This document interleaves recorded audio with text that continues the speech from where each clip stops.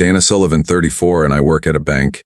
For years I've been the quiet one, keeping everyone afloat, paying for Spotify, Hulu, credit cards, even the family groceries. I always imagined this Christmas would finally be different. Simple, easy, just family without the pressure. So, when my dad said we'd all agreed not to exchange gifts this year, I believed him. I smiled, holding my coffee mug, relieved that we were all on the same page. Then Leah, my sister, burst through the door beaming, tearing open a sparkling box. Inside was a brand new iPhone. Next came a 5,000 designer bag and then a glittering jewelry set. My mom gave a knowing smirk. "Dana, you're overreacting," she said while Leah laughed, snapping selfies with her new treasures.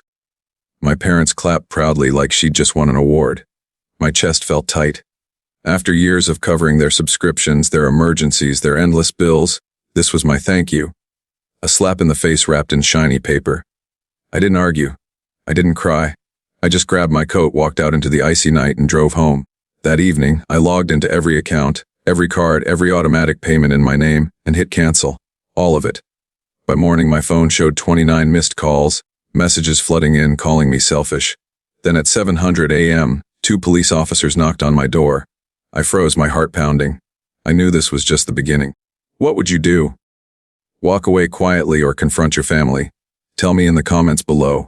Some Christmas gatherings aren't really about the presents. They're mirrors showing what family really means. And that night, I finally saw exactly where I stood. The room glimmered with fake snow dusting the tree. I stood near the snack table, holding a tray of homemade sugar cookies, edges uneven from my late-night baking. Flour still clung to my apron from hours spent trying to create a small moment of connection. But Leah stole the spotlight again. She raised her new iPhone, angling it for the perfect Instagram shot. "This is going viral," she declared, flashing that wide grin. Then she ripped open the designer handbag, waving it high like a trophy. Mom clapped, her face glowing with pride. "That's my Leah," she said, not even glancing at my cookies. Dad sipped his coffee and nodded. "She's got that spark," he murmured. My chest tightened, but I forced a smile, hoping anyone would notice the cookies I'd made from scratch. No one did. Lee moved on to the jewelry set, diamonds glittering as she slipped it on. "Sponsored content pays off," she bragged, already filming a reel. Mom laughed, nudging Dad. "She's unstoppable." I set the tray down, my hands trembling. For years I'd covered their streaming bills, their phone plans, even random Amazon purchases. Thousands spent just to keep them comfortable. And still I was invisible. Leah's laughter filled the room, sharp and careless as she scrolled through her feed, collecting likes. Mom and Dad kept praising her, voices overlapping in admiration. I wasn't jealous of her gifts. I was drained from being overlooked. Every bill I paid, every late-night call I answered, and this was my return, nothing. I'd always been the dependable one, the one who never said no. Mom called it my duty, but to me it felt like a chain. Leah, the influencer, thrived on attention. Her Instagram flawless, her life curated. But it was built on borrowed money, my money. Just last month, she'd ordered a new camera lens on my credit card, saying it was for work. Mom and Dad didn't blink. They just praised her hustle. I'd swallowed my frustration then, but tonight something cracked. Watching her pose, smug and shining under the fairy lights, I realized I wasn't there to fund her success. I wasn't there to be their background character. I glanced at the tray of cookies, cold and untouched. Mom leaned toward Leah, whispering something that made them both laugh. Dad raised his mug to toast Leah's success. My throat burned, not with tears but clarity. I'd been their bank account, their safety net, their fallback for too long. I thought about the hours I'd spent balancing their finances while they fawned over Leah's followers. The weekends I gave up to fix their problems. Enough. I grabbed my purse, their disregard pressing down on me like a weight. Lee's voice trailed after me, still chattering about her next post. "Dana, where are you going?"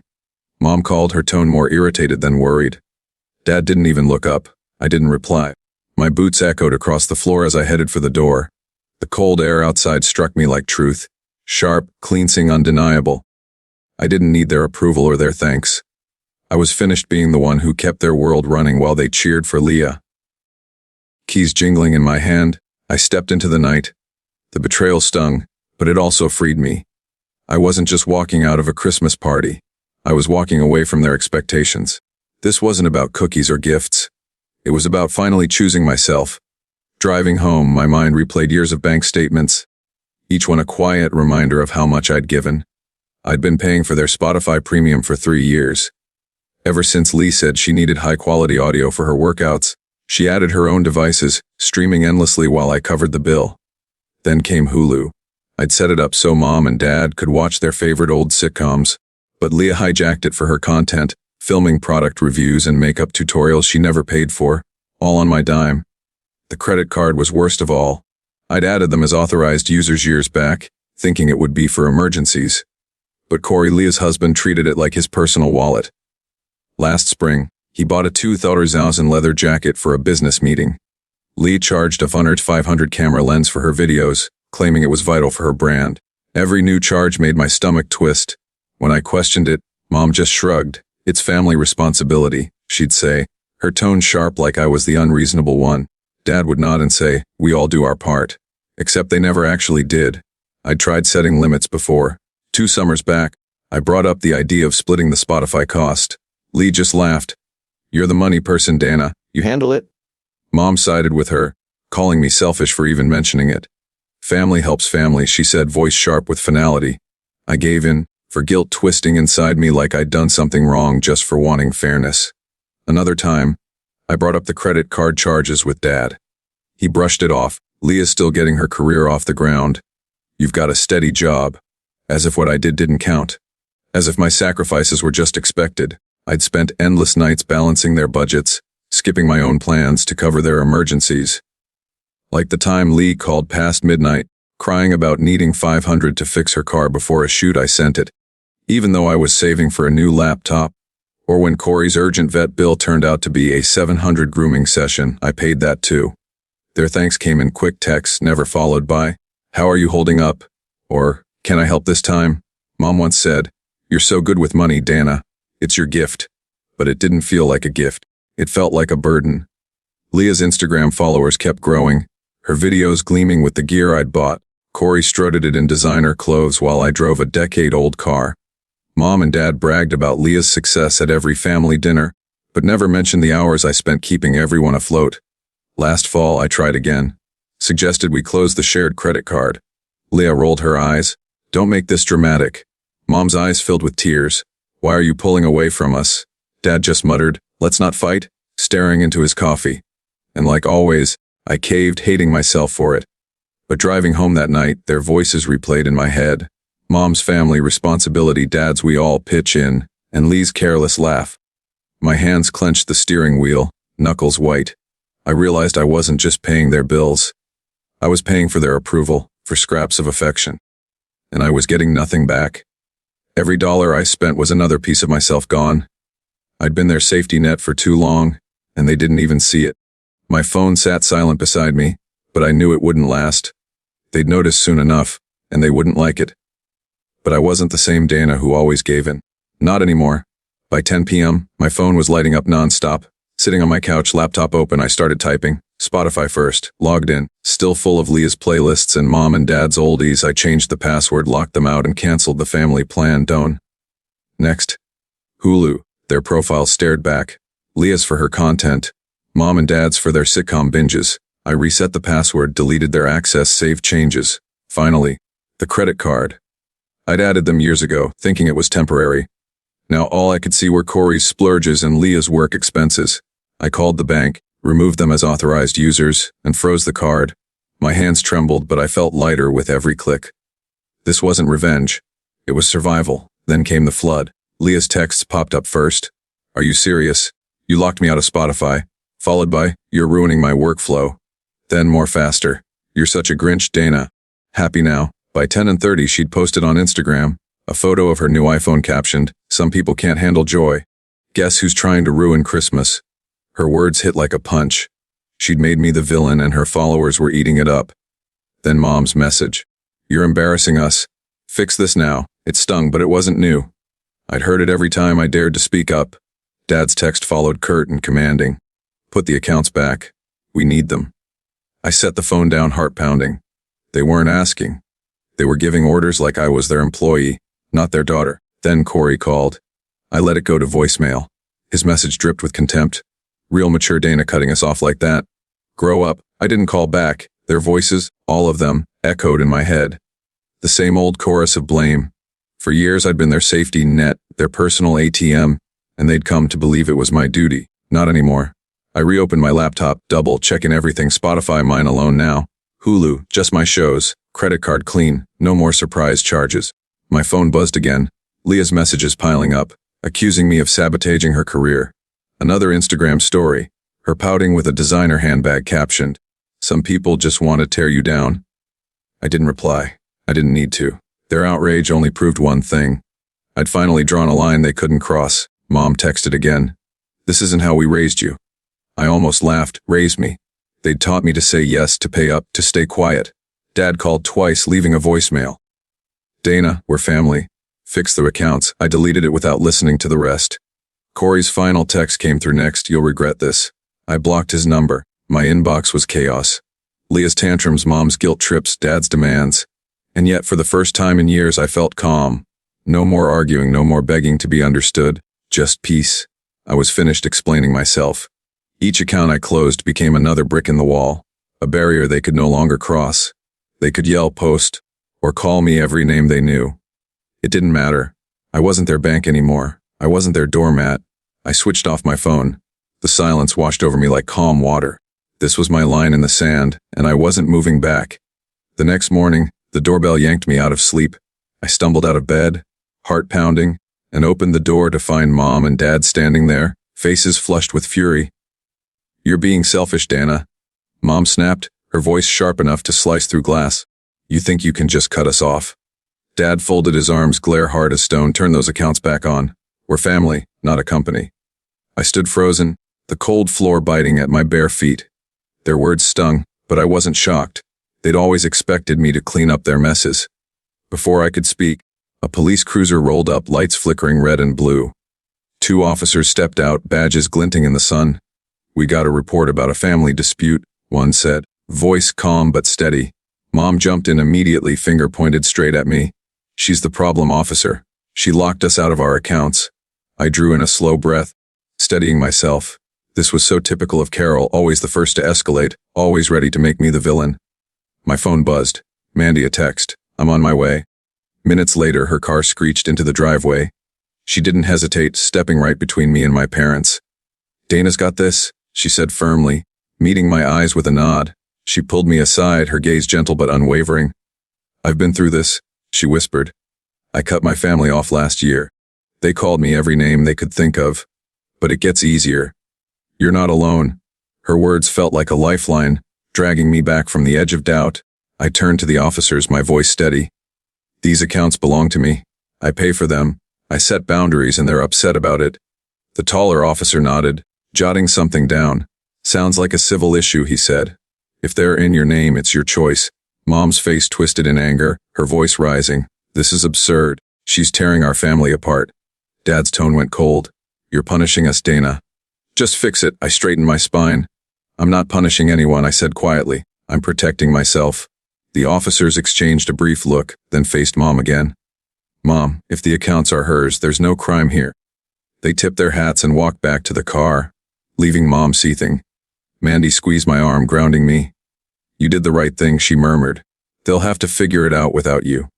Mom and Dad didn't move, still planted on my porch, throwing accusations like stones. "You've always been difficult," Mom said, her words thick with guilt. "We don't deserve this," Dad added. "You're making a mistake. We'll talk when you're ready to be reasonable." I didn't respond, didn't argue, just stood there letting their words fall flat. Mandy stayed beside me, quiet but solid, a reminder I wasn't alone. The police car pulled away, its lights fading into the morning haze. Eventually, Mom and Dad turned to leave. Mom muttered over her shoulder, "You'll regret this." I closed the door, for my pulse still racing, but my resolve stronger than ever. I carried their burdens for years. Not anymore. Mandy sat with me on the couch, not pressing, just there. "When I cut my family off," she said softly, "they showed up at my job. But I stood firm. They stopped eventually. You're tougher than you think." I nodded, her words sinking deep. This wasn't just about the accounts. It was about taking my life back. Mom and Dad's voices still echoed in my head, but I wasn't giving in. I'd drawn my line and I was standing my ground. By noon, Leah's Instagram was chaos. Her new story showed her pacing her studio, ranting about a glitch ruining her shoot. I scrolled through her posts on my laptop, watching her followers flood the comments. "Where's the new video?" one asked. "You okay, girl?" said another. She didn't say my name, but the message was clear. She'd lost that big skincare deal, the one she'd bragged about nonstop. Without Spotify for her curated tracks or Hulu for her research, she couldn't deliver the polished video the brand expected. The deadline came and went. The contract vanished. I didn't feel smug, just relieved. Meanwhile, Mom and Dad were struggling. A text from Mom popped up. All caps. "Hulu won't work. How do we fix this?" I didn't answer. Later, Dad called, leaving a frustrated voicemail. "We're trying to set up our own account," he said. "But it's asking for a credit card. We don't know what to do." I listened, then deleted it. They depended on me to handle everything. Subscriptions, payments, even login. Now faced with a $12.99 fee, they were lost. I pictured Mom fumbling with the sign-up form. Dad grumbling about these new apps, but that wasn't my problem anymore. My phone pinged again. "Mandy, hey, want some budgeting tips?" Her message read. "I track everything in a spreadsheet. Keeps me sane." She attached a screenshot. Rent, groceries, utilities, all neatly organized. "No family expenses," she added. Learned that the hard way. I smiled, grateful. Mandy wasn't here to rescue me. She was teaching me how to stay in control. I opened my banking app. Spotify, just my own $10.99 plan. Hulu, only my profile. No extra users, the credit card clean. No surprise charges from Leah's camera gear or Corey's luxury splurges. For the first time in years, every dollar was mine. I leaned back, feeling the weight lift. Leah's feed kept unraveling. Her followers noticed the missing video and the brands began to back away. She posted a vague update. "Some things are out of my control." I didn't care for her excuses. She'd built her image on my dime and now she was paying the price. Another text from Mom. "We can't afford this without you." I left it unanswered. Dad's next voicemail was colder. "You're making things harder for us." I didn't flinch. They'd never learned to manage without me. But that wasn't my role anymore. Mandy texted again, this time with a link to a budgeting app.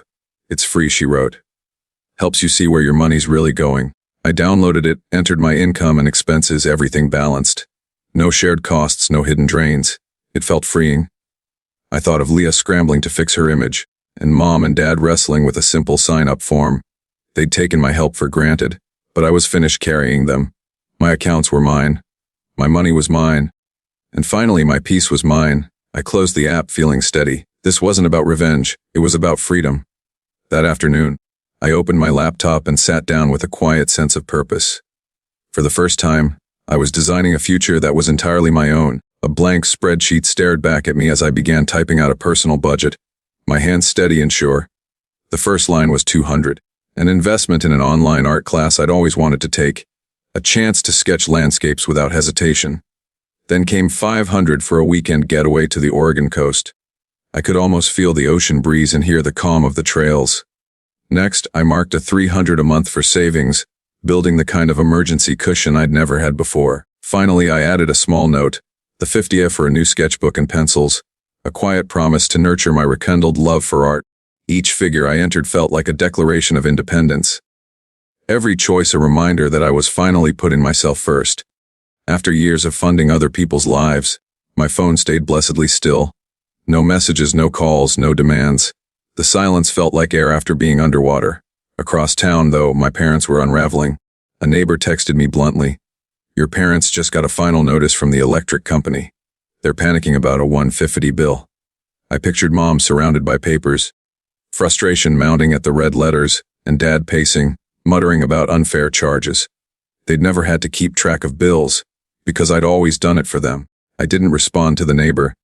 Their chaos wasn't mine to fix anymore. Meanwhile, Leah's career was beginning to crack. I scrolled through her Instagram and saw her latest post. A weak attempt at rebranding, taking time to reconnect with authenticity she'd written. The comments were brutal. "You've lost your spark. Where's the real content?"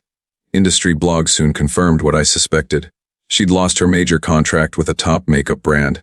Her recent videos, once polished thanks to my streaming accounts, now looked rushed and uneven. The brand cited inconsistency and moved on. Leah's reputation, her currency, was quickly losing value. Corey wasn't doing any better. A mutual friend messaged me saying he'd been calling around for loans. $1,000 here, $500 there. But no one was lending him a cent. I could picture him, his designer shoes worn, his usual swagger gone, hearing no over and over. He'd leaned on my credit cards for years, and now his charm couldn't patch the holes. I didn't feel sorry for him, just clear. I turned back to my spreadsheet and added one last detail. The $30 a month for a meditation app, something to keep me grounded. My budget balanced perfectly. No family subscriptions, no hidden charges. I imagined Mom and Dad arguing over who forgot to pay the electric bill, Lee watching her followers vanish, and Corey hitting dead ends. They were all confronting the reality I'd shielded them from for years. I saved the file and titled it My Future. This wasn't about their downfall. It was about my new beginning. I closed my laptop, letting the quiet of my apartment settle around me like armor. A week later, peace finally became my norm. I'd blocked Mom, Dad, Leah, and Corey everywhere. Calls, texts, social media. The silence felt sacred, a clean slate, free from their demands. I didn't feel guilt, only relief. When Christmas morning came, I woke without dread. No drama, no guilt trips, no chaos. I brewed a cup of coffee, sat by my window, and sketched in the new notebook I'd bought with my own money. The lines flowed easily, each stroke a reminder that I was living for myself now. My day was quiet. Takeout for lunch, a movie of my own choosing. Peace filling the spaces where noise used to live. Leah's online world, meanwhile, was collapsing. Before unfollowing her, I checked one last time. Thousands of followers gone, her comments filled with disappointment. What happened to your vibe? Unsubscribed. Without access to my streaming accounts, her videos lost the polish that once made her stand out. Brands stopped reaching out. Her image, so carefully built, was falling apart. As for my parents, they were learning the hard way. A friend from their church messaged me saying they'd hired a local accountant. They're overwhelmed, she wrote, for bills are stacking up and they're struggling to budget. I pictured Mom scribbling numbers in frustration while Dad argued over every expense. For years, they'd depended on me to manage it all, but now they were facing their own numbers alone. Corey's situation had grown worse too. The same friend told me he was applying for jobs retail delivery after no one lent him money. He's not used to rejection, she added. I imagined him in a cafe, scrolling through listings. His confidence cracked. His easy life had always been financed by my credit, but that lifeline was gone. I didn't dwell on their struggles. Instead, I focused on what I'd finally learned. Self-respect isn't selfish, it's survival. Boundaries protect your peace, your time, and your sense of self. For years, I'd believed that giving endlessly made me a good daughter, a good sister. But all it did was drain me dry. Now I understood my worth. I wasn't responsible for fixing their mistakes or carrying their consequences. My life belonged to me, and I was done letting anyone else steer it. To everyone who's followed this story, thank you for staying until the end. Tell me, have you ever had to draw the line with family?